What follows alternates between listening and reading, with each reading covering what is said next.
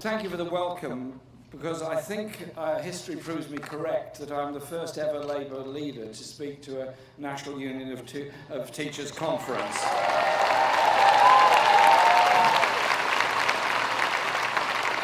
And I do that because I'm very proud to call myself a trade unionist. I've been a trade union member all my life, and I will be till the day I die. And I'm proud to lead a party that is campaigning against the trade union bill, and the bill, if it becomes an act, that we will repeal in 2020.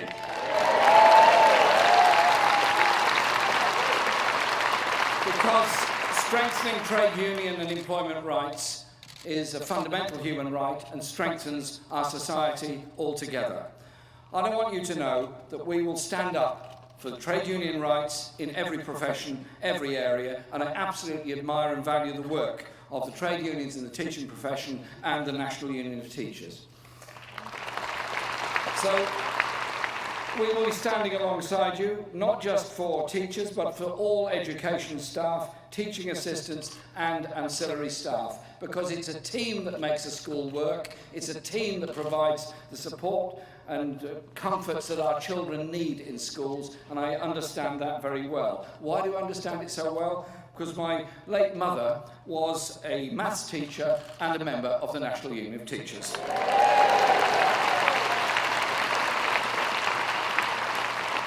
And as a maths teacher, she would be much in demand now, because I'm very well aware of the shortages, but there's one or two pupils around the country that need extra tuition. One of them is George Osborne.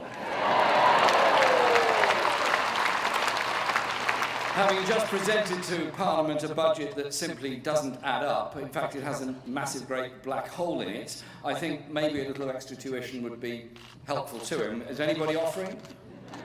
Is somebody? Come on, please, somebody. But it's also a very strange budget because it's suddenly headed off in the direction of education structures and then said there was going to be forced academisation of all schools. Now let's be clear, this is an ideological attack on teachers and local parental accountability. It was nowhere in any Tory manifesto. It's something that's just been dreamt up at the last minute and stuck into the budget. I want schools to be accountable to their parents and communities, not as a process of asset stripping our education facilities to be handed over to somebody else. So the first thing that's always done ahead of privatisation of any services is to attack the skilled staff. So it's about breaking national pay bargaining, expanding the use of unqualified teachers, driving down pay, driving down terms and conditions, and driving down standards. There is not a shred of evidence that academies automatically improve standards. There are very real fears about the intentions of the government and those who pay themselves exorbitant salaries to run academy chains.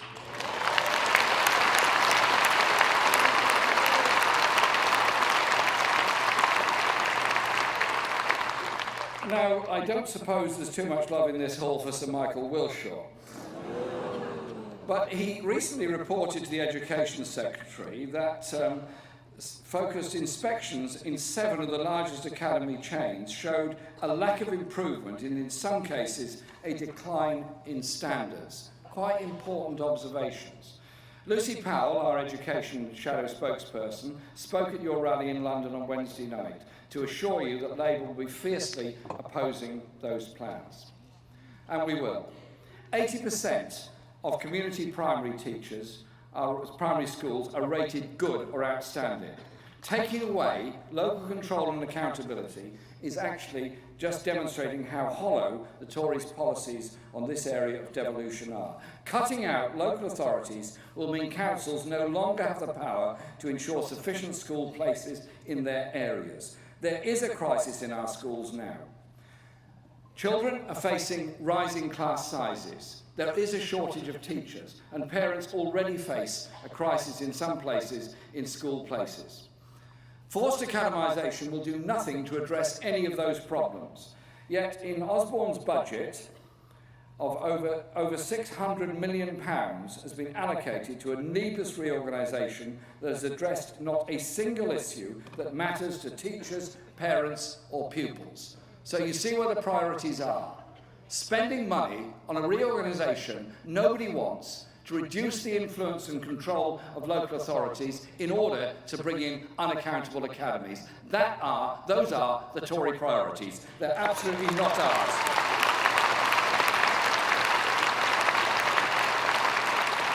So the asset strip and cut school funding in real terms, their values are absolutely wrong. Government policies impact in many ways on children, and as teachers, you deal every day with the emotional and stress problems that many children face all over the country. The upheavals in their lives caused by a housing crisis, caused by having to move very frequently because of high levels of private sector rent and issues like that. You as teachers deal with those problems day in, day out. You feel the stress our children face because of inadequate housing policies in this country. You feel the stress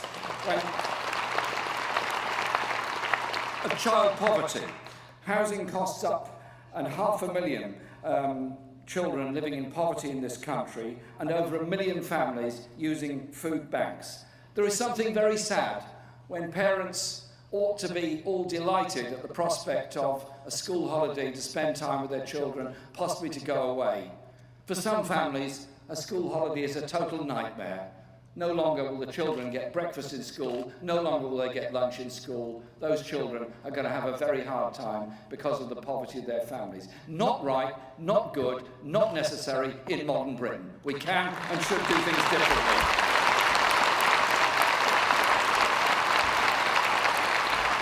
And it's small wonder that the attainment gap is now wider than when David Cameron became Prime Minister. Disadvantaged children are getting left further and further behind. Social deprivation is holding back thousands of children. Children simply unable to concentrate properly because they arrive at school too hungry to be able to learn properly.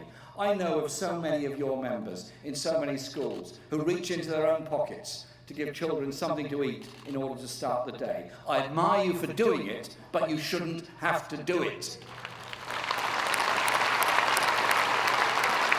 And so, in Wales, Labour has acted, bringing in free school breakfast for all primary schools, and despite the block grant being cut by over £1 billion from central government, the Welsh Labour government has maintained the meal system and the free breakfast system. I think they should be applauded for that. Well done them on having their priorities right.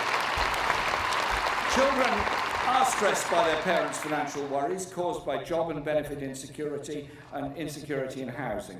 Homelessness has risen every year this government has been in office. Child poverty is forecast to rise every year throughout this Parliament. This is the fundamental issue.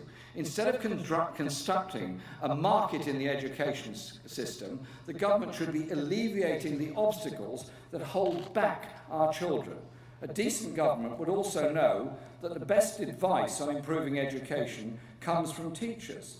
So they should listen to you and alleviate the problems you face. The pressure of work forced more teachers to quit last year than ever, 50,000, and the government has now missed its trainee teacher recruitment targets for the last 4 years. This has resulted, as you well know, in 500,000 children now being taught in classes over 31 in primary schools.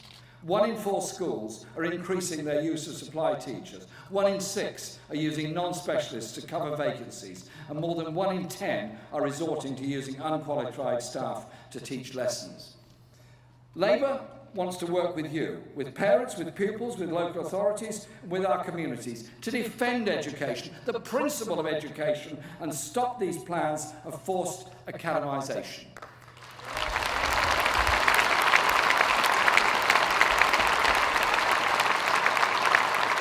To me, education is a fundamental right for all of us.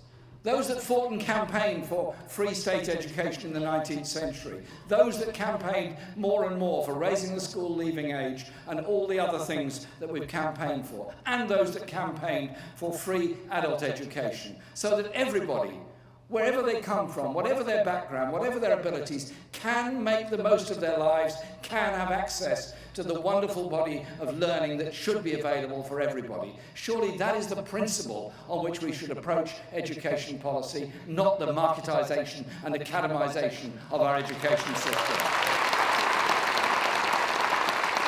I want to say thank you to this union for the work it's done. I want to say also a special and personal thank you to Christine Blower. She's standing down as General Secretary in May. She took over at a very difficult time after the death of Steve Simmott, and she steered this campaign with campaigning vigour and principles, and it's been a pleasure to be with her at so many events, conferences and demonstrations over the years. I'm sure you all appreciate, as the rest of us do, the huge work that Christine has done. Christine, thank you so much.